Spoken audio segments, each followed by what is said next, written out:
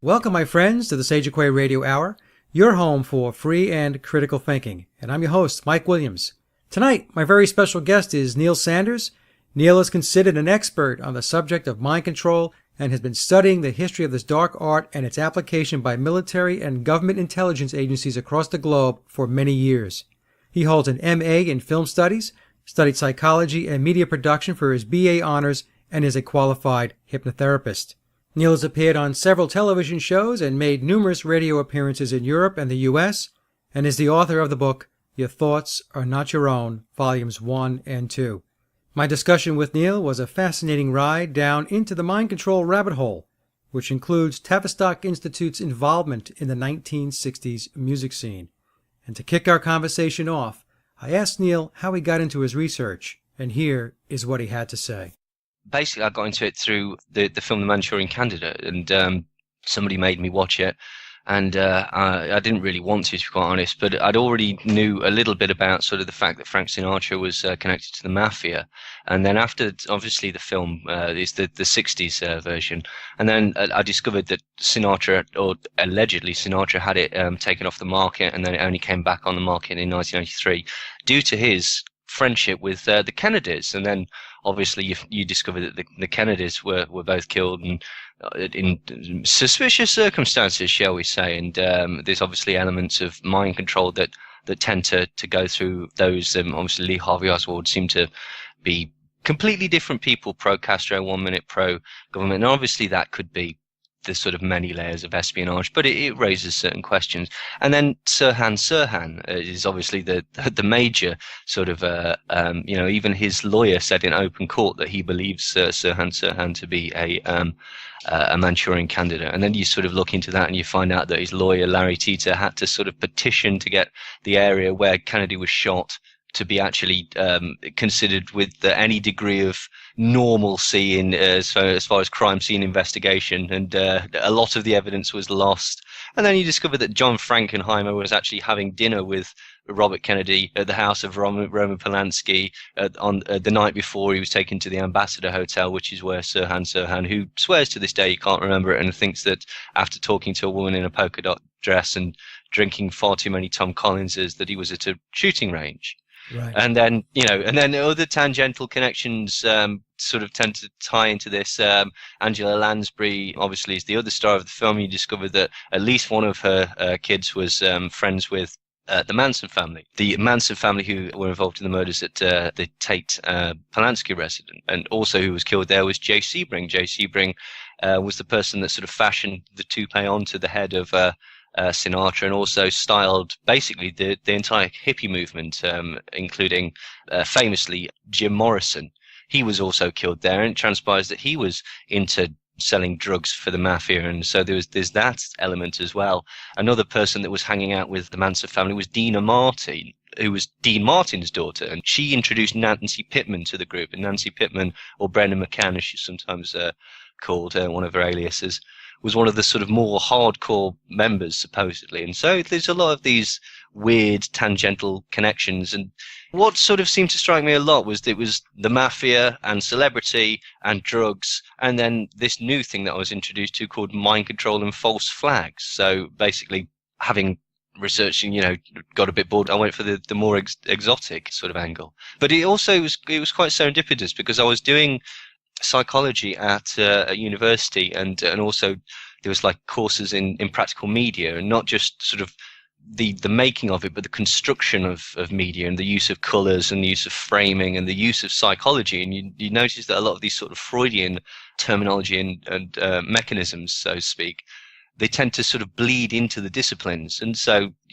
serendipitously, all these sort of things came together, and I thought, hang on, this is actually plausible in a scientific sense, and I can see how they employ mind control, so to speak, in the media, just to sort of in something as simple as basically, all of a sudden I'm a bad guy, all of a sudden I'm a good guy, because of the angle of the camera and such like that. It's very, very simple framing devices that can be used to manipulate your senses without you knowing, basically. It's amazing, because you mentioned these names, Angela Lansbury, Dean Martin's daughter.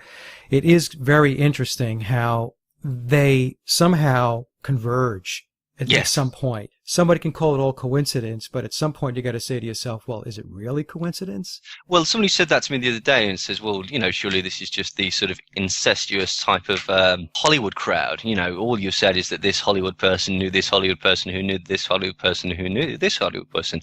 You're absolutely right. But then you throw into the mix the intelligence agencies and drugs and the mafia, and then they find the fact that all of these sort of things tend to also sort of overlap in various degrees, and the huge similarities to real government projects. And then when you start to look at MK Ultra and you go, oh, hang on, they can do this and they can do this and they can do this according to the declassified documents, then you start to think, well, how much of this is orchestrated as well? Because basically, every event ultimately becomes a media event. And so it's strange how these things are presented to the public with a narrative, possibly, and so most people might say, well, that's because that's what happened, but this is not always the case. As we've seen in recent events, there's a predisposed narrative, and if there's a predisposed narrative, how was that able to be constructed on the hop? Does that mean that perhaps the entire thing, the entire incident, the hippie movement, serial killers, the Manson killings, 7/7, 9/11, whatever, the event is the event too also orchestrated, manufactured and presented in such a way that is favourable to certain people when it's sort of into the media, so to speak.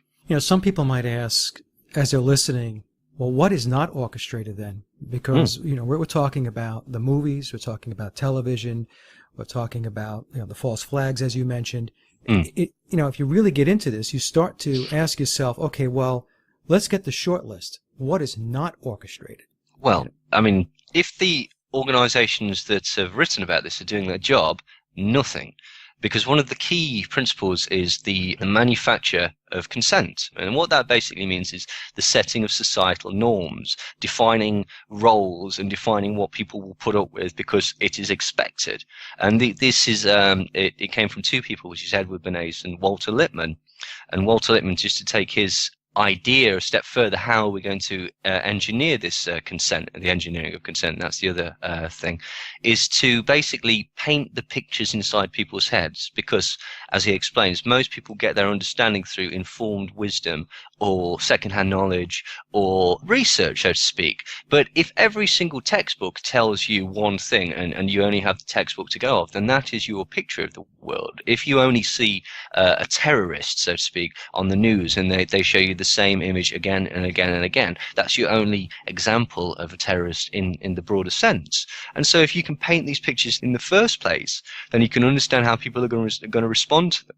And by the clever use of these aspirational guides and class structures and things that basically tell people what is the way to behave and what is to be expected, you can basically control people. And then the other aspects of that is fear, obviously, because it drops you into a state whereby you're thinking on the fly, you're in fight or flight, you're not utilizing the most of your critical analysis. If there's a bull running at you, say, you don't go, right, okay, now let's have a think about this. Like, okay, as far as I remember, bulls don't. You just go, for God's sake, right, okay, and jump out of the way or act on instinct. Right. And so if you can implement all of these things going on at the same time, which would be the efforts of the Tavistock Institute, according to their manifestos and such, then that's the way that you can control the majority of people the majority of the time, basically. Well, the perfect example is, and a lot of folks here in the United States, they don't even realize this, that 6 companies own all of the media, virtually all of the media. I think it's like 90%. So they're talking about television, they're talking about magazines, radio, talking about the movies that come out. So all it really takes is for 6 people to get on a conference call and to decide what it is that you and I are going to see and what it is we're not going to see. I think it was in the early 90s. I could have got the date wrong. But basically, the CIA at one time, and it's still the current practice, it owns more publishing houses or it publishes more magazines, articles, books and publications than I think at the time, which I believe was the early 90s, it was 40 times more than the largest legitimate publishing house in America. This is the point. Advertising works best when you're not paying attention to it. Okay, and so sort of poison works best when it's hidden in your favorite food. So the innocuous things like magazines and everyday sort of a book, a fictional book, for example, will perhaps paint an image in your head of say, a foreign country or a religion or an aspect of the world that you're not immediately familiar with. And that could be your only sort of, or your introduction to that particular sort of topic. So if, for example, you're wanting to, portray something, a particular country as being very, very backward or whatever, you could do this surreptitiously by making sure that, either making sure that the right people get out there, or just telling people to go and write this type of book. Make sure that this gets out there and gets very, very popular at the minute, because we need to demonize X, Y, and Z. Neil, have you given any thought to why it is so pervasive? I mean, this mind control program is pervasive. It's all over the place. Mm-hmm. Why? Is it just power and control, or is there something larger at play? Well, I mean, that's difficult to say, because I mean, you could only speculate. Right. I mean, the only sort of thing that you could go off is that basically this is sort of the nature of civilization, so to speak. It's not new. There's always been some sort of manifestation of control. I mean, if you go back to sort of Greco-Roman times and such, they had the traveling players, or the so-called traveling players, that would tell you about the rest of the world. And this at the time was carefully orchestrated so that basically no views that would be detrimental to the present society would get out there. So basically the consensus view was the view that was continued, and therefore the status quo stayed relatively stable, because up was up, down was down, left was right, and you're living in these are the best times, you've never had it so good. And obviously mechanisms like this can be used all the time. A very simple one is basically, this area's mine now, by the way, God said. Did he? Yes, yes, yes, he did. So go on, off you pop, go on, build me some sort of giant statue or something like that.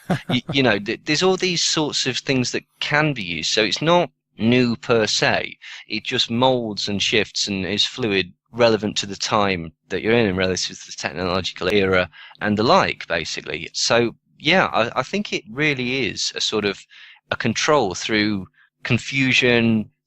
Class is a big thing. It's not really spoken about ever, really, but there's certainly a demonization of the welfare class, and there's certainly from people who would be considered upper class, like politicians. I mean, this is the great thing that people sometimes don't see, that there is a huge class divide between, say, normal people, the proletariat, so to speak, and people who are politicians. They're often very, very aristocratic people, landed gentry almost. You could make the argument that are making decisions for you, almost to give you the impression that, you're just like these people and they could actually help.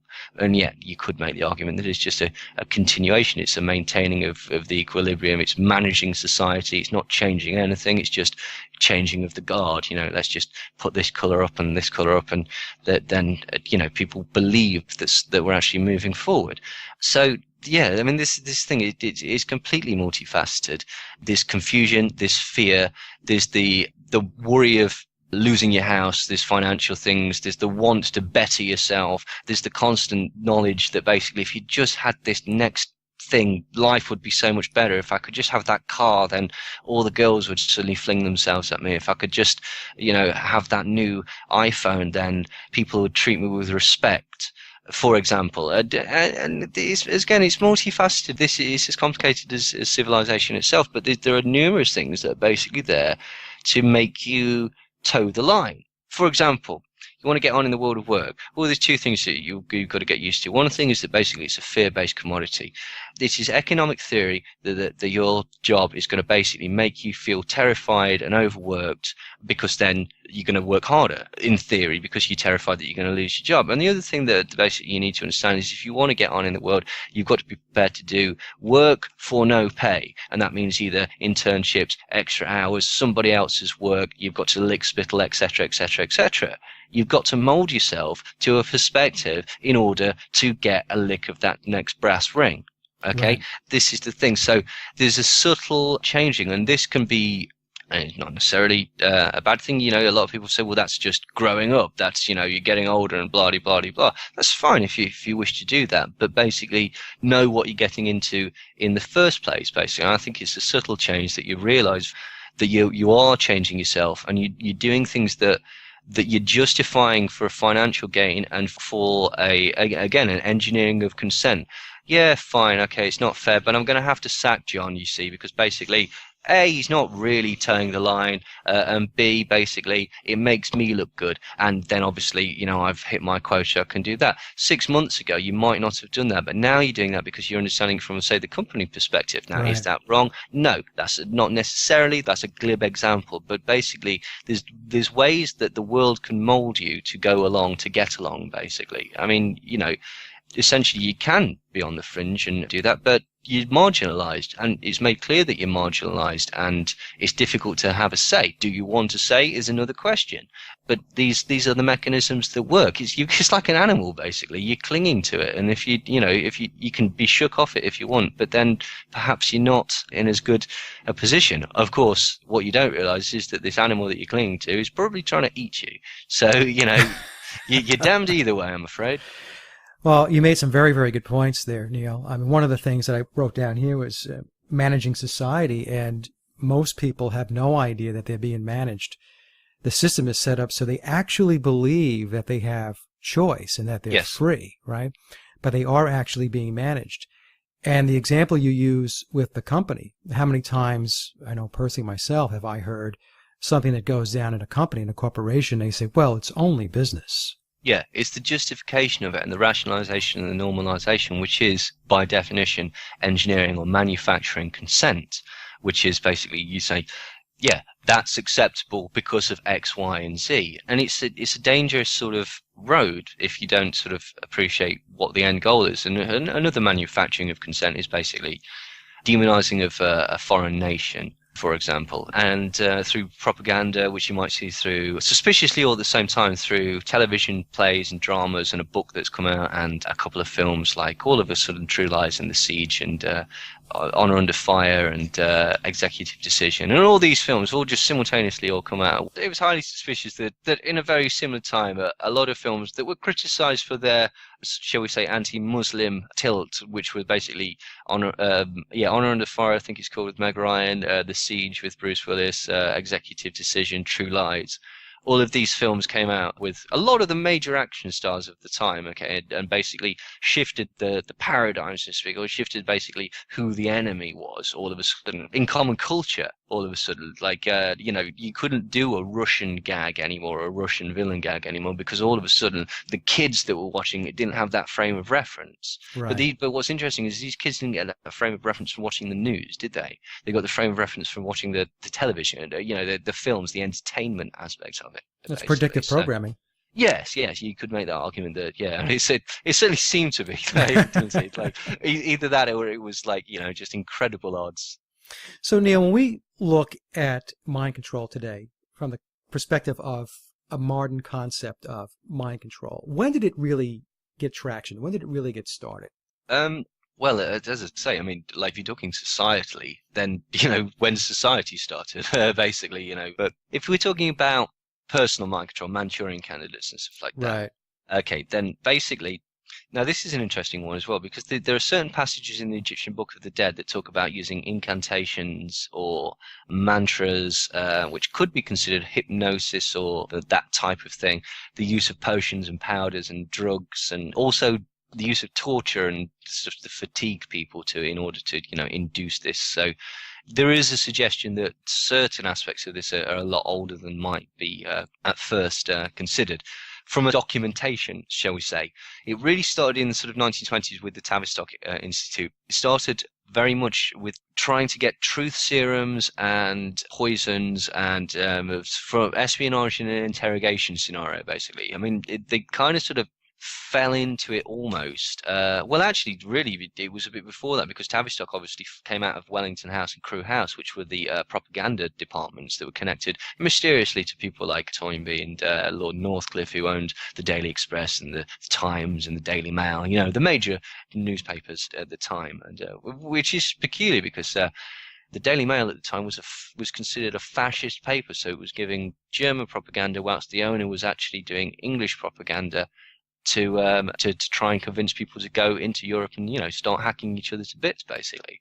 So So we got that aspect of it, and then essentially the Tavistock Institute started in the 20s, 1921, with a chap called Hugh Crichton Miller, and ostensibly what they were trying to do was they were treating soldiers that had post-traumatic stress disorder, or what it was called at the time was shell shock, and these people were either catatonic or very, very severely withdrawn, and they wanted to try and figure out how to cure them, apparently.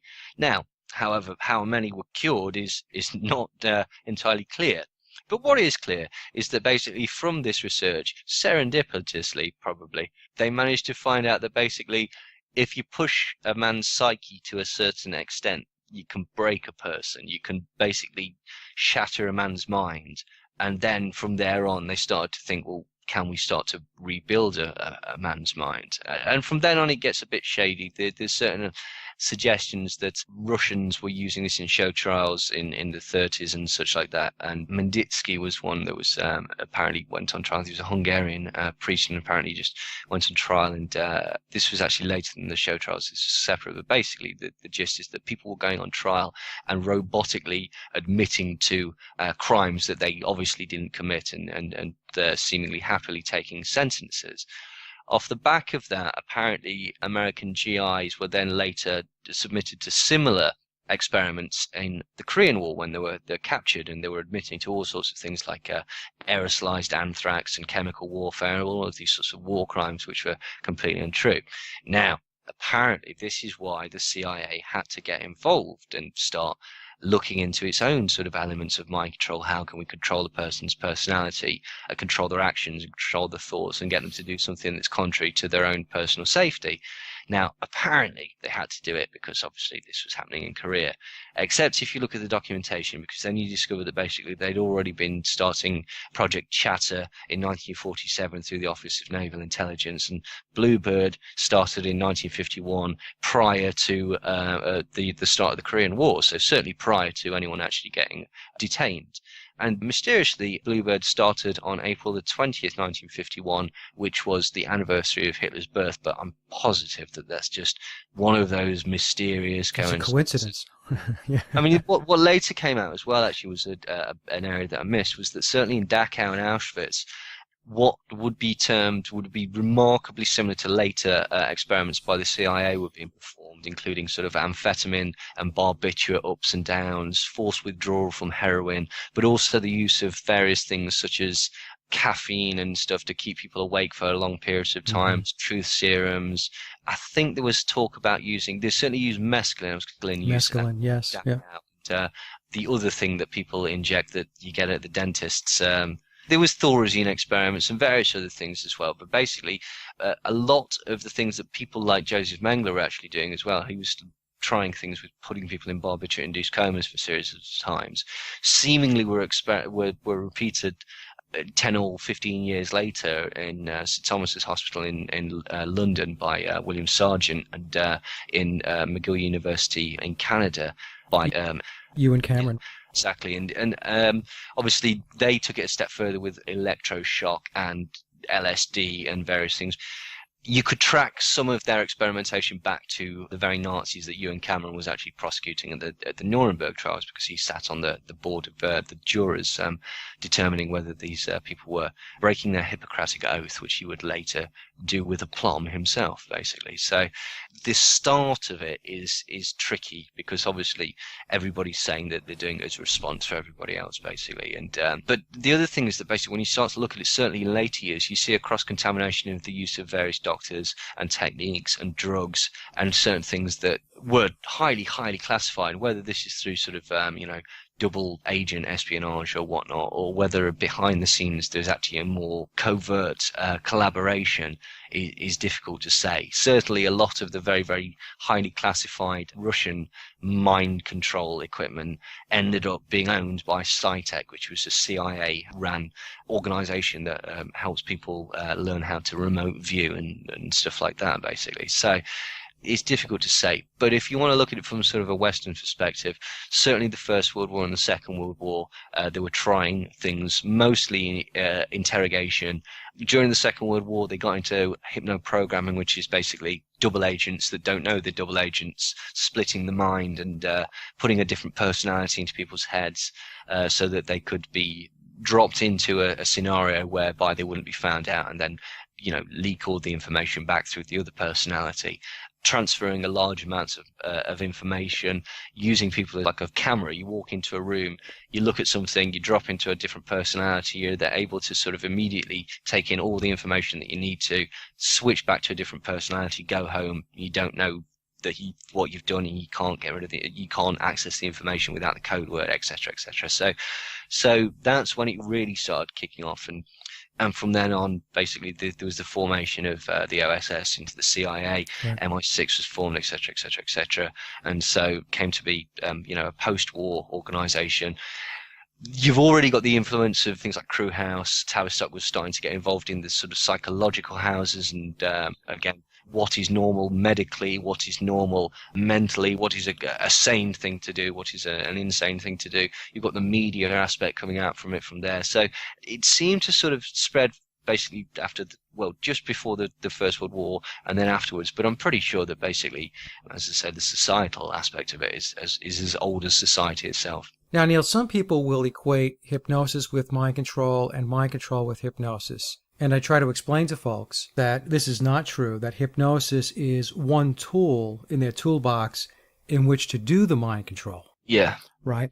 So I was wondering if we could talk a little bit about the de-pattern, re-pattern type of work that maybe you and Cameron was doing. Yeah. Which that's a perfect example of where the mind control program was very multifaceted, where, pain, electric shock, sensory deprivation, drugs, and hypnosis were used in order to break the mind down.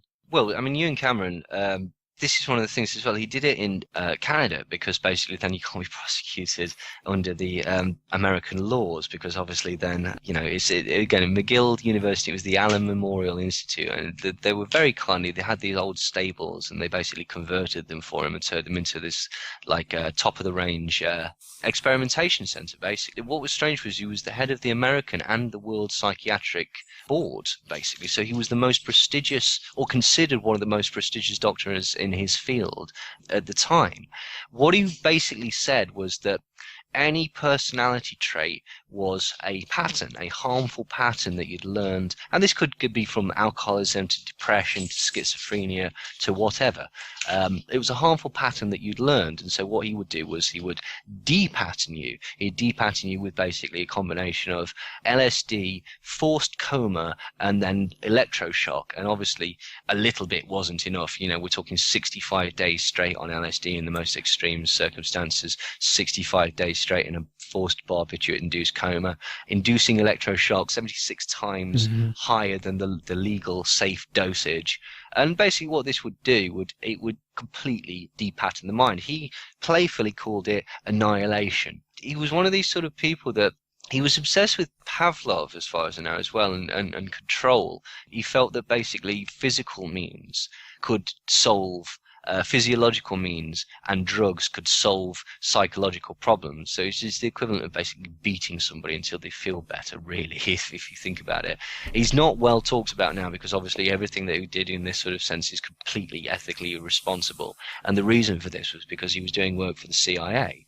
And what they were doing was, as I say, through this combination of ECT, coma, and LSD, they were wiping people's minds, just completely wiping the personality, turning them into a vegetable, really. I mean, the famous case is Linda McDonald, who went in there for just very mild postnatal depression, just wasn't really sort of feeling like getting up and doing stuff. She went in there, and I think within and it was a very short period of time, she couldn't remember who she was. She never remembered who her husband or her children were. She forgot how to play the guitar. She forgot how to learn to use the toilet again, learn how to speak again. She's okay now, or I mean, I don't know if she's still alive, but basically she had to basically be a new person. And so you can explain to her who her husband is, but she's got no emotional connection with him. Or you can explain to her who her children are, but the same thing, she can't actually remember like any involvement with them at all. I mean, she was one person that basically sued Ewan Cameron. Well, I don't believe she sued Ewan Cameron. I believe she sued the medical board of Right, Canada. that's right. And she got a settlement, but it wasn't. It sounded like a lot because the thing is, basically, it sounded like $1 million or something like that. But then I think it was split between 8 plaintiffs, and then obviously you take court costs or whatever out of it. So it wasn't really very good. But tacitly, they were acknowledged and given some cash. But there was another lady called Proctor. I forget her first name. But she got arrested when she was like 18 for some petty theft or whatever. And a lot of the experimentation that was taking place was also in prisons in Ontario and various other places in Canada. And she specifically, she was put in a segregation cell with just a single bulb and nothing on the floor and just a hole in the bottom of the door. She was supposed to basically defecate on the floor and then force it through this hole with her hands, as far as we could tell. And the whole time she was being given intravenous doses of LSD and various other different types of hallucinogen, just to see what was going on, really, to be quite honest. But this was not uncommon during the sort of heyday of MK Ultra, so to speak. The way that they sort of managed to do it was almost like hiding it in plain sight. A lot of the experimentation was taking place by highly prestigious medical people in the most expensive institutions, supported by universities, supported by boards of very, very astute people that apparently and very sort of highly educated people, the sort of the cream of their field. And therefore, all these experiments were seen as pioneering medical techniques rather than the actual sort of destruction of the brain that they actually were. Yeah, it's really pure evil, really is. And I think it's very important to cover this because hypnosis sometimes gets mixed in with that is mind control, and it is not. Yeah, I mean, hypnosis is an incredibly powerful tool. I'm a hypnotherapist myself. I would recommend it to anybody that's got any problems with anxiety, depression, phobias, even some things. If you go to a curative hypnotherapist, even certain what could be considered mystery physical ailments, irritable bowel syndrome, it can help with getting you on the mindset to weight loss. It's a fabulous, fabulous tool. I'm quite good at it, right? Okay. The person that taught me is a genius at it. We've talked about this. He couldn't do the stuff that is talked about in the declassified documents even. There's even an argument as to whether you could make somebody, take the top off or like, okay, stay in trance, I'm going to feel you up and you're not going to remember it. I know I couldn't do that. I don't know if the people that taught me could do that. They've said they did experiments to see if it could with, people that willing subjects and they couldn't do it, which leads me to believe that in order to induce the effects that are documented, that have come about through hypnotism, a certain amount of something else must be put in. Okay, be that trauma, context, whatever, that is required. Now, this is where it gets in because basically, George Esterbrook said that the hypnotist's power is unlimited, or rather, only as limited as his scruples are. I would believe that. I think it would take a lot of time and coercion and rapport building and then basically consciously going against that in order to manipulate a person into doing it. There's several ways that you could use hypnosis in mind control. You could program somebody in a contextual way. You could get them to think that the person over there, you're at war, or that person over there is going to kill your wife. Kill them, otherwise that's going to happen. You could perhaps get them to do it in a way whereby they very heavily believe that they're doing another action like at a shooting range and don't realize that they're actually firing at a person. And then the final way is just to be a complete and total swine by making this person so malleable and trusting in you that they'll do anything on the understanding that you would never let anything bad happen to them. If you can impress into somebody to the degree that basically, look, you might think you're stabbing your wife to death, but you know that I would never let you do that. Mm-hmm. So do it. Do you know what I mean? It's that sort of strange double bluff. So these would be the 3 methods that you could use hypnosis in order to affect mind control. None of those would be possible with a normal hypnotherapist. None of those would be possible without really, really taking your time and having a particularly malleable person. Yes. And also, I would suggest you'd probably have to introduce a degree of trauma into that.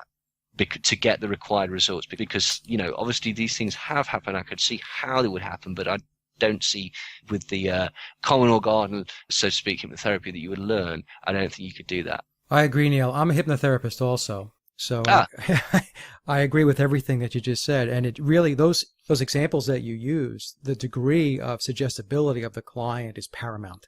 exactly, yeah. Absolutely paramount. And that could be induced by fatiguing them, putting them in a cult-like scenario. Do you know what I mean? Weakening them by no food, no sleep, etc., etc. You could induce this suggestibility, but this is that I think that's spot on, man. Like, you would need to do something or have a very, very, very specific subject in order to immediately induce any of those sort of effects, basically. So it leads me to believe that basically people like Sirhan and Mark Chapman and other people like that who would appear have been hypnotically induced in some way, there must have been an incredible amount of other stuff going on as well, basically. And I think the hypnosis was just used as the sort of the methodology. It's kind of like, basically, this was the spanner that we finally used to attach this element to the front of your car. But we did all these other things to make this enormous thing to put on it. Do you know what I mean? So the hypnosis in that respect is a tool that can be used, but only,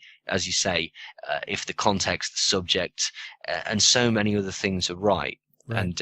And also, basically, you'd have to be a very specific type of person to do that, because the way you'd have to be either a brilliant actor or a complete psychopath, because you'd have to be putting all these positive feelings and building the person up and gaining rapport, and all the time knowing in the back of your mind, but giving no hint in your tone or the way that you're speaking or the suggestions or the language that you use. You'd have to script it out, because otherwise, unless you're a complete psychopath, you'd drop in the occasional word that would basically not, you know what I mean, that would Yes. jar with the thing. So yeah, it's a tricky one. I have no doubt that it has been used, but I don't believe that it's as simple as right, pick up a book, go on a course, do this, blah blah blah, Right. and then get on with it. You'd need. I mean, again, the people that were actually doing this, like George Estabrooks, were the very, very cream of their field. Again, the people that probably have tried every single facet, and then once you've got an unlimited thing, or oppressing. I mean, George Estabrooks justified what he was doing because he said it's wartime. That's the thing. You can justify anything. He also said that basically he could make any man, without his knowledge, commit treason, commit acts of murder or suicide, and he meant it. He says this is not science fiction. This is fact. I've done it. It was in a New Science magazine article in 1947. He said I've induced split personalities. I've made Manchurian candidates, so to speak. This is not science fiction. It's a fact. I've seen it. I've done it, and I believe him. Right, but I don't believe he just basically went, follow my finger, lovely, okay, you're going deeper, 5, 4, 3, 2, 1, right, you're a killer. It wouldn't work. No, that doesn't work. Yeah. Like, I mean, just look at how many sessions that you need to do just to basically get somebody something very simple like nail biting, or Exactly. something very innocuous, and something that is, or even how difficult it can be to get some certain subjects to stop smoking. Some people can do it in an hour. Some people you need to do it again and again and again, depending on how they've started it and such like that. Don't think you could go up to somebody randomly in the street and just boom, put them in. Even if you did like an instant induction technique, shaking their arm and smacking the forehead or anything like this, right? Okay, you could not then program to kill, so to speak. You'd need to do a lot of stuff, post-hypnotic stuff as well. That's a misnomer. I've got a friend as well that basically he won't let me do any hypnosis on him because he thinks he's basically like a combination of Jedi mind tricks and the Vulcan nerve pinch. And I keep trying to tell him that basically it's not. Any hypnotherapist that's worth the soul will tell you, you don't hypnotize people. You allow them to hypnotize themselves and give them Exactly. the correct That's scenario. exactly right. I have people tell me that they don't want to do it because they don't want to divulge any dark, deep secrets. Yeah, that's always the thing. That kind of stuff. It's, they just don't understand. Well, it's the Hollywood method thing, isn't it? Because basically they've got to give it dramatic license. So anytime you're seeing somebody with hypnosis, they're either reliving something horrific or they're uncovering a memory that they didn't know about before. There's someone's coming into the room. And that never happens, basically. Certainly not in the therapeutic sessions, that methodology that I would use, because 9 times out of 10, it's yes or no answers anyway, because obviously you speak to the subconscious. So, but this is the, that's perception management, isn't it? This is the misnomer that the general public has, because 9 out of 10 people probably won't know a hypnotherapist, or even if they do, they're not going to say, all right, show me how it works, show me to me, and let me watch you do it to somebody else. All they're going to know is the guy with the big watch in the film, basically, or somebody on YouTube doing a regression or does something like that, and which sometimes you have to be very wary of. So I've seen a lot of stuff that purports to be hypnosis on YouTube, and it's like, no, you don't believe it? Yeah. No, it's like, I mean, I'd like to know how you induced them for a start. That's one. And they like, if you're ever watching a hypnotic induction and somebody goes, "Sorry, what?" then you're probably not. It's not the deepest of trance states, shall we say? So. Let me ask you, Neil, Tavistock, and this is a little bit of a shift here in questioning, but Tavistock and the 1960s music scene. Yes. If we pick, let's just say, the Beatles as an example, you'll read stuff out there that says the Beatles are a product of Tavistock, and I've read stuff that said that it goes as far as saying that they were mind-controlled, that Tavistock created the package called the Beatles, basically as a program to engineer society. Well, I've even heard that Theodore Adorno of the Frankfurt School and a dialectic of Enlightenment fame wrote all their music, apparently, which I don't believe that. I could see how the Beatles might have been utilized, because obviously it's the creation of the teenager. It's suspiciously at a similar time to, or off the back of, the guy with the kiss curl, can't remember the guy, in America, basically, and then Elvis, and, the prevalence of this new culture, which you could cynically argue was, it depends how cynical you want to get. It's a way of controlling kids and telling them how to spend their life, or if you want to go slightly less cynical, but it's still horrible, it's a way of telling teenagers how to spend their money. Now, either of those is horrible, but basically. Now, were the Beatles set up to be this element? I don't know. I don't think so. I think that they may have been utilized. I don't think that anyone wrote their music, but it would be naive to suggest that they didn't have the best studios, the best management paying girls to faint, the best publicity machine. Well, George Martin as their producer to start, right? Exactly. And Brian Epstein, right. Both of them geniuses in their field, okay. but they certainly could hold a tune together anyway. Now, the argument would they be as big as they were if they weren't behind this, had this machine, and somebody had decided that this was a good thing to do. Now, was this pure money-making device, or was this, again, to sort of move society in a particular way? And even if it was, does that mean that the Beatles were involved? I mean, obviously, there's a lot of connections with the Laurel Canyon scene, all the hippie movement and stuff like that, to their parents being in naval intelligence, and Jim Morrison's dad being the admiral on deck during the Gulf of Tonkin incident, Frank Zappa's dad working at Edgware Arsenal, Joan Baez's dad working with the Human Ecology Fund. The list goes on and on and on and on and on. The Grateful Dead being CIA agents, that's a big giveaway. And Timothy Leary being a CIA agent. So obviously, something was going on. Does it necessarily mean that the artists themselves were evil? No. Doesn't. No. Does it mean that they weren't talented? No, it doesn't. Right. I think it would be naive to suggest that basically the Beatles weren't used in some sense. I mean, one of the key things was that basically, the riling up of Middle America, Southern America with the "we're bigger than Jesus" statement and stuff like that. Was it a social experiment? Was it just something that sold newspapers? Difficult to say. I don't believe that the Beatles were created and such. I do believe that the Beatles were given help to be the big monster entity that they were, and I think that once they were the monster entity that they were, certain things were suggested to them, like when they went to see the Maharishi and such like that. There was a direct correlation with Mike Love of the Beach Boys, and various other people went as well. That was directly correlating to the human potential movement, which came off the back of M.K. Often, this transcendental meditation and such like that. The counterculture, a lot of the elements that were involved with that were CIA ran. again, doesn't necessarily negate the disciplines themselves, but it's one of these things. If you're going to win a race, own all the horses. Right. And so basically, when they were sort of promoting acid and stuff like that, I mean, they got their acid from Michael Hollingshead, who was a MI6 agent, for crying out loud. So obviously something weird's going on. Do I think that they were all completely mind controlled? No, I don't. However, there's lots of things that sort of raise certain flags. There's a prevalent producer in England called Jonathan King. He's currently in prison for produced Pink Floyd, I believe, as well. He's in prison for child sex charges at the minute. He claims to have had a sexual affair with a very young John Lennon. Bit of a red flag, something going on there.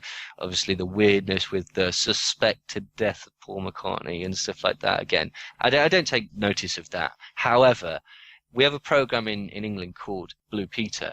The dog died on Blue Peter, and rather than hurt children's feelings, they replaced it with another dog. Now, I'll tell you what, the Beatles make a lot more money than Blue Peter, so I can understand why they might. I'm not saying they did by any stretch of the imagination, but it's like it wouldn't be the first time, it wouldn't be the only time that somebody had been replaced, shall we just say. So yeah, there's a lot of weird things that go on with the Beatles and stuff like that. You know, the Manson element, obviously this is the thing that a lot of people say that Charles Manson was obsessed with the Beatles and that Mark Chapman was obsessed with the Beatles. Obviously, that's the other thing, you know, the Mark Chapman element. He was obviously a mind-controlled assassin. Yes. Although he didn't kill John Lennon, it's more than likely a bloke called Jose Paterno, who was a CIA agent that just happened to be working as the doorman on that one and only night. And he was the key and only witness and the person that apparently wrestled the gun off Mark Chapman. So there you go. The Manson thing, I don't think that's real either. I think that was used to demonize the Beatles. This concept that basically he'd got these messages from the Beatles music and it foretold of a black-white race war in which the white man would be killed and blah-de-blah-de-blah-de-blah-de-blah, and Revelation number 9. And there's loads. I could go on all day about it, but it's boring. It's nonsense because it wasn't Charles Manson that came up with that. It was a chap called Paul Watkins that came up with that whilst he was doing acid with Susan Atkins. So it wasn't really Charles Manson's thing at all. He wasn't a Beatles fan. He was a Bing Crosby fan. If you listen to all of his music, he kind of liked the Beatles, but he basically, this is kid stuff, you know. I'm 33 years old at the minute, you know, this is for you 16, 17-year-olds. I like this sort of stuff. His music doesn't sound like that. Tell you who he was close to. He was close to Neil Young, and he was close to, well, Elvis Presley to an extent, Mamas and the Papas, and famously the Beach Boys. Him and Dennis Wilson were very close, if you know what I mean. Basically, he ended up staying at Dennis Wilson's house. He didn't just turn up after Dennis picked up these two girls, which is the story. He was having a poker game with Dennis Wilson at Elvis Presley's house when Elvis Presley wasn't there. This was a mafia-run game, by the way, and he won a lot of money off Dennis. And Dennis says, well, I can either pay you the cash, or do you want to come and stay at my place for a little bit? So that's what happened. Dennis Wilson was also basically taken along to Brian's house, recording loads of tracks and stuff like that. And they got a record deal, and Bobby Beausoleil, actually, with Brother Records. And this all went south when Bobby Beausoleil killed Gary Hinman, because then they didn't want to be associated with it. So they cancelled both of their contracts. That's apparently the thing that Doris Day's son let them down on, because he was supposed to fulfill certain bargains. But basically, the point is, you've got all these real, actual ties to superstars and such like that. What's a brilliant way to disguise that? Well, you could get Nick Grillo, who was the Beach Boys manager, who was also mafia connected. Basically, you could get him to start talking about the Beatles and then pay people like Paul Watkins and stuff like that to start talking about the Beatles, to not only move it away from your clients, but also to demonize this new group. If you wanted to get very cynical about it, he could then basically say, well, weren't the Beatles talking about love, all you need is love? And weren't the hippies talking about love, all you need is love? And didn't that knacker it up for the Beatles because their association with the Manson family? Didn't that knacker it up for the hippies because of their association with the Manson family? And how did those hippies get associated with the Manson family? Oh yeah, it was Bernadine Doyen, wasn't it? Of the Weathermen, who was a CIA agent. She said, it's the year of the fork, dig it. Those pigs went in there, killed those rich kids, and even left a fork in the belly, in their stomach. You know, nobody thought anything other than this is just a grubby little drug murder, right up until the point then all these prominent counterculture people are coming out and saying, "Hey, kids, this is the sort of thing." I mean, what was it, Jerry Rubin that said "kill your parents" or whatever? Like, I mean, I know he didn't actually say that, but you know what I mean. This is the implication. It's the making this counterculture set violent. It's setting it in the perception of the general public, like with the Beatles and such like that, like with the teenager. You know, once you've got a teenager, you can then start to manipulate them and turn them against, demonize them, talk about, ooh, teenage pregnancy or whatever, which is not a new thing. None of these problems are new, but you can resell it because basically it's a new marketing stratagem, basically.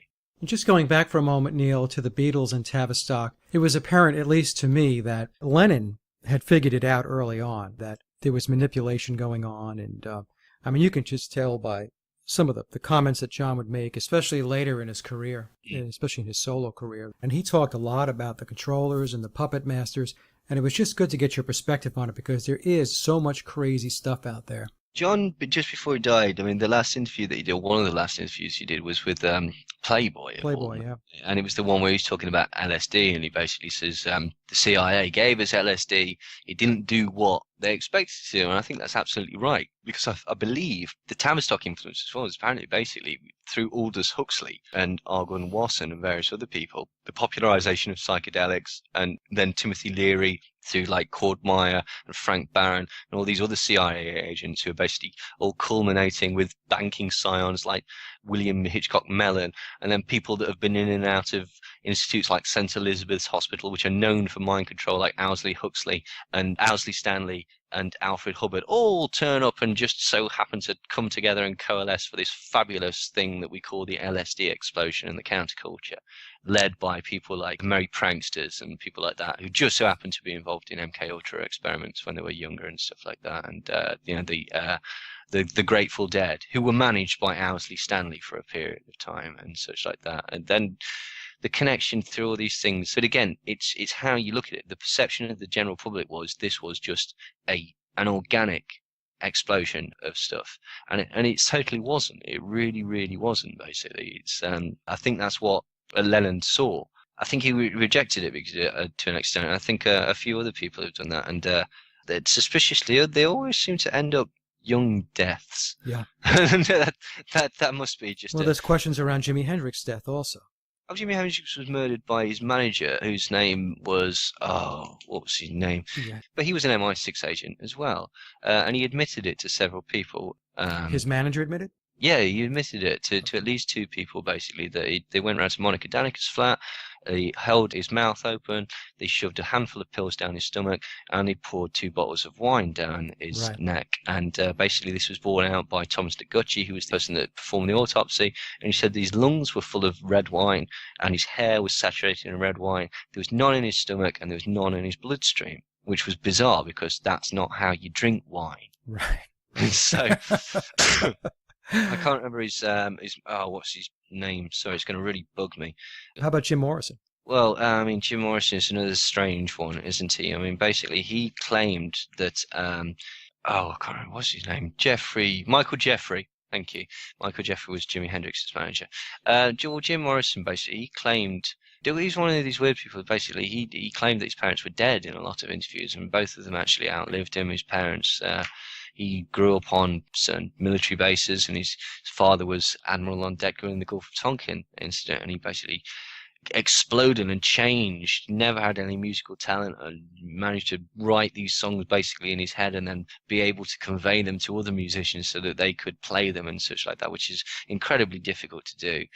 He claimed to be possessed by the spirit of an American shaman, I believe, Native American shaman, and he quit the Doors because the spirit had left him and left him talentless, according to what he said, basically. So, who knows? Dave McGowan's obviously done the best stuff on the whole Laurel Canyon scene. He's got a book out at the minute called Weird Scenes in the Canyon. In fact, I just ordered that book. Oh, it's fantastic. Is it fantastic? Yeah, it's really good. It's based on his the previous stuff that he was done online, and he's added a few bits and bobs on top of it and stuff like that. So yeah, it's ever so good. Really, really good. Neil, when did you get started with your research? Because your level of knowledge is phenomenal. I was doing it as a hobby. It's a bit strange, basically. I was trying to blackmail a friend into joining a band with me, right? And there's this program in England called Rich Planet TV, and I was a big fan of the programs, like UFOs, conspiracies, all that sort of jazz. And they had a section where you could send music in, and so I'd recorded this like ska track and put Aldous Huxley's speech about, the one at the Tavistock Institute in California, where basically he says there's no way a scientific dictatorship should ever fail. And sent it to the guy that did the program. He says, "Oh, this is good," and he put it on. And he just emailed me saying like, "Oh, what's this about?" And so I just said, "Oh, it's this chap Aldous Huxley. He says blah blah blah blah." And he was emailing me back and forth, and he says, "Oh right, do you want to come on and do a program?" So I thought, yeah, sod it, why not? Let's give it a go. So I went on, and we had enough to spread it out for 2 programs, and then he got a lot of email response, so he asked me to come back, and then after that, at the back of that, I got some radios and shows and stuff like that. And so he says, "Oh, you need to write a book." And so at that point, I just went, "Oh, sod it. Okay, fine, fair enough. Let's give it a crack." I had a load of sort of notes I'd just been collecting just together anyway, and I just had to sort of mash them all together. And it took about a year in total, basically, and I had to split it into 2 volumes in the end. I have both copies, yeah. Oh, I wonderful. bought them. Oh, wonderful. Oh, that's marvelous. Hopefully you like them. And yeah, that's basically how I got into it. So it was quite serendipitous, actually. I didn't wake up and go.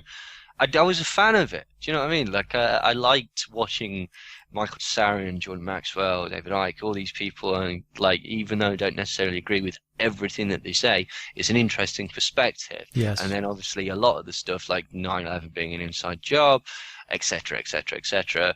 I was always interested in weird stuff like Satanism and serial killers and like fun stuff, so to speak, like the Loch Ness Monster and Bigfoot, say, whatever. Okay, not to denigrate that, but the sort of first thing that you sort of exposed to, oh, this is strange, this is.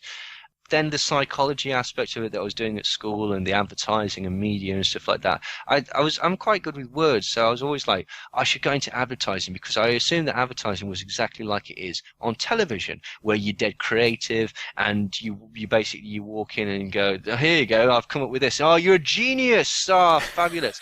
And you know what? It's not like that. No. It's not like that at all. It's horrible, soul-crushing work. So that never materialized. But just all these sort of aspects, and it just piqued my interest basically, and it just sort of all came together, and that's it basically. But so I always describe myself as like a kind of like a DJ really, because like I've interviewed some people, I've had some contact with people that have been involved in the so-called satanic panic and stuff like that, but mostly I just sort of went out there and sort of started connecting dots and stuff like that basically. And again, you just find that actually really disparate things have got connections, like Frank Sinatra and Charles Manson. If you want to sort of put it together enough and stuff like that, you can get there basically. So that's really how I got into it. And yeah, it was just something I was interested in basically. So. Well, you're fascinating to speak to. Oh, thank you. That's very sweet. Well, unfortunately, Neil, we've reached the end of the hour, and you have been very, very generous with your time.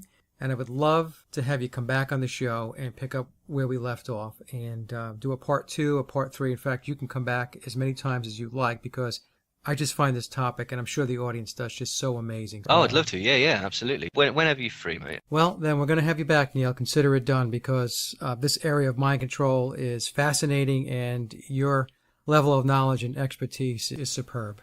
So with that, I would like to thank you again for coming on the show and joining us, and I will definitely be in touch, and have a great, great evening. Talk to you soon.